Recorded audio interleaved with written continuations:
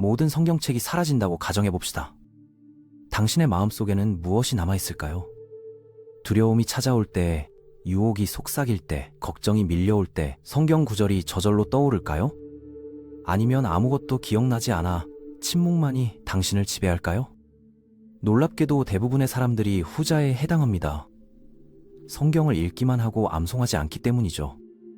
오늘은 하나님의 말씀을 마음속 깊이 새기는 실제적인 방법들을 살펴보겠습니다.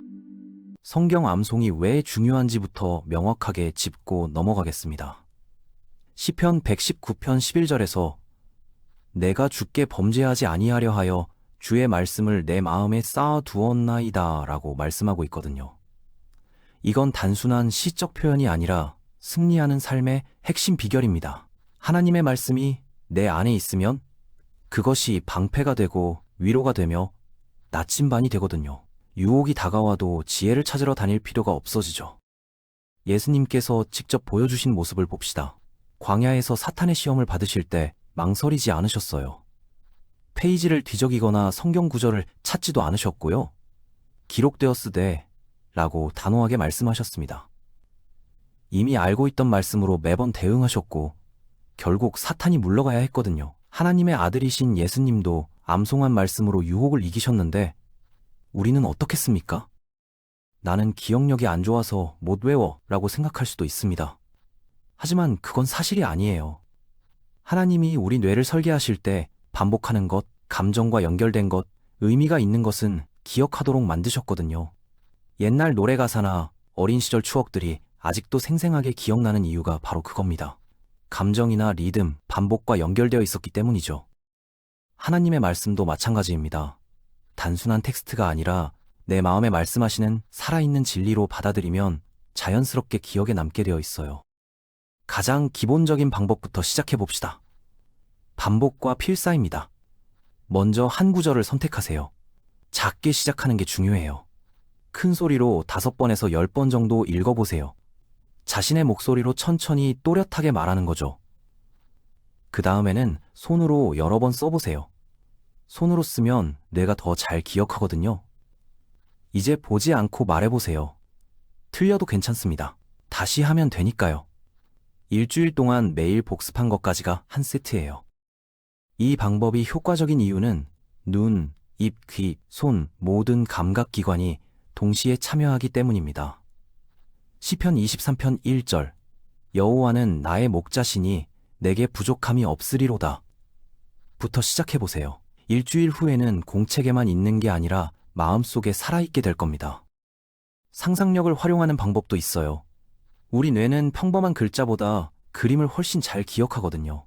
이사야 40장 31절을 예로 들어봅시다.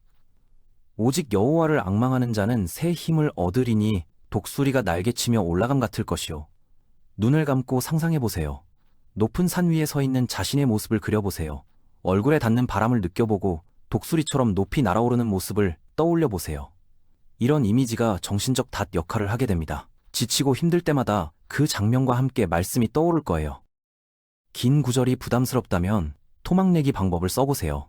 로마서 8장 28절처럼 긴 구절도 작은 조각들로 나누면 쉬워져요. 우리가 알거니와 하나님을 사랑하는 자, 곧 그의 뜻대로 부르심을 입은 자들에게는 모든 것이 합력하여 선을 이루느니라. 먼저 우리가 알거니와 하나님을 사랑하는 자부터 시작해서 모든 것이 합력하여 선을 이루느니라를 추가하고 마지막에 그의 뜻대로 부르심을 입은 자들에게는을 붙이는 식으로요. 큰 산도 한 걸음씩 오르는 법이거든요. 주변 환경을 활용하는 것도 좋은 전략입니다.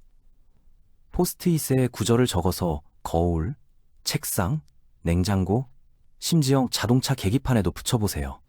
휴대폰 배경화면을 암송하는 구절로 바꾸는 것도 방법이고요. 볼 때마다 뇌가 무의식적으로 복습을 하게 됩니다. 자신이 구절을 읽는 소리를 녹음해서 걷거나 운전할 때 들어보는 것도 효과적이에요. 곧 그 구절이 생활의 일부가 되고 환경이 생각을 바꾸기 시작할 겁니다. 시편 1편에서 말씀을 주야로 묵상하는 자를 시냇가에 심은 나무와 비교했는데 그런 견고함은 끊임없는 노출에서 나오는 거거든요. 리듬과 노래를 더해보는 방법도 있어요. 10년 전 노래 가사는 기억하면서 어제 읽은 큐티 내용은 잊어버리는 이유가 뭘까요? 바로 리듬 때문입니다. 성경 구절이 들어간 찬양을 찾거나 자신만의 리듬을 만들어 보세요. 잠언 3장 5절을 리듬에 맞춰 말해봅시다. 너는 마음을 다하여 여호와를 신뢰하고 내 명철을 의지하지 말라. 이렇게만 해도 머릿속에 남아있을 거예요. 다윗이 시편을 노래로 지은 이유도 바로 이거죠. 개인적인 연결고리를 만드는 것이 핵심입니다. 당신에게 중요한 것만 기억에 남거든요. 각 구절에 대해 스스로 질문해보세요. 이 구절이 지금 내 삶에 어떻게 적용될까? 하나님이 이를 통해 무엇을 말씀하고 계실까? 불안하다면 평안에 관한 구절을, 기다리는 중이라면 인내에 관한 구절을, 지쳤다면 힘에 관한 약속들을 선택하세요. 구절이 감정과 연결되면 뇌가 중요하다고 판단해서 더 오래 기억하게 됩니다. 예를 들어 두려움이 자꾸 찾아온다면 이 말씀을 붙드세요. 하나님이 우리에게 주신 것은 두려워하는 마음이 아니요 오직 능력과 사랑과 절제하는 마음이니라. 공황 상태에서 이 진리를 속삭일 때 말씀이 당신을 위해 싸우는 것을 경험하게 될 거예요. 복습을 목적을 가지고 하는 것도 중요합니다. 기억은 반복 없이는 사라지거든요. 매일 몇 분씩 시간을 정해서 암송한 구절들을 복습하세요. 아침 식사 때든 출퇴근길이든 잠자기 전이든 상관없어요. 성경 구절 노트를 만들어서 암송한 모든 구절을 적어두고 자주 펼쳐보며 큰 소리로 말해보세요. 각 구절이 당신 믿음의 기초석이 되고 하나님이 이미 가르쳐 주신 것들을 상기시켜주는 역할을 할 겁니다. 여기서 아름다운 사실 하나를 알려드릴게요. 당신이 혼자 하는 일이 아니라는 겁니다. 요한복음 14장 26절에서 예수님은 성령께서 모든 것을 가르치시고 예수님이 말씀하신 모든 것을 생각나게 하신다고 약속하셨어요. 마음에 심어놓은 모든 구절을 성령님이 필요한 순간에 정확히 떠올리게 해주신다는 뜻입니다. 그러니까 암송을 시작하기 전에 이렇게 기도해 보세요. 주님, 주님의 말씀을 제 마음에 새겨주세요. 잊어버릴 때 기억나게 해주시고 주님의 진리가 매일 저를 인도하게 해주세요. 성경 암송은 단순한 정신적 노력이 아니라 영적 동력이거든요.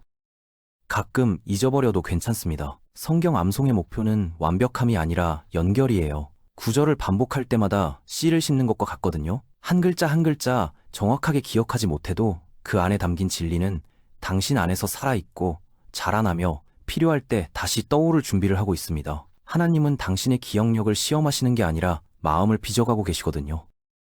이번 주 도전 과제를 드릴게요. 지금 당신이 겪고 있는 상황에 맞는 구절 하나를 선택하세요. 반복, 시각화, 토막 내기, 리듬 추가 중에서 하나의 암송 방법을 골라보세요. 그리고 일주일 동안 하루에 5분씩만 투자해보세요. 주말이 되면 그 구절이 마음에 새겨져서 두려움이나 의심, 유혹보다 더 크게 말하는 진리가 될 겁니다.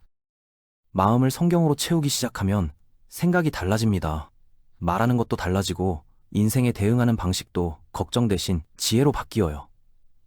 말씀이 조용히 앉아있기만 하는 게 아니라 당신을 변화시키거든요. 마음을 새롭게 하고 모든 것이 흔들릴 때도 굳건히 설 수 있도록 훈련시켜줍니다. 바로 그래서 원수가 당신의 성경이 닫혀있기를 원하는 거예요. 말씀을 아는 신자는 쉽게 무너뜨릴 수 없다는 걸 알고 있거든요. 그러니까 계속 마음에 채워나가세요. 계속 약속들을 저장하세요. 계속 말씀을 숨겨두세요. 성경 구절을 말하는 것이 인생에 대한 자연스러운 반응이 될 때까지 말이에요. 하나님의 말씀을 마음에 숨길 때 당신은 단순히 구절을 암송하는 게 아닙니다. 승리를 준비하고 있는 거예요. 당신 안에 살아있는 말씀이 언젠가는 당신을 통해 말하게 될 테니까요.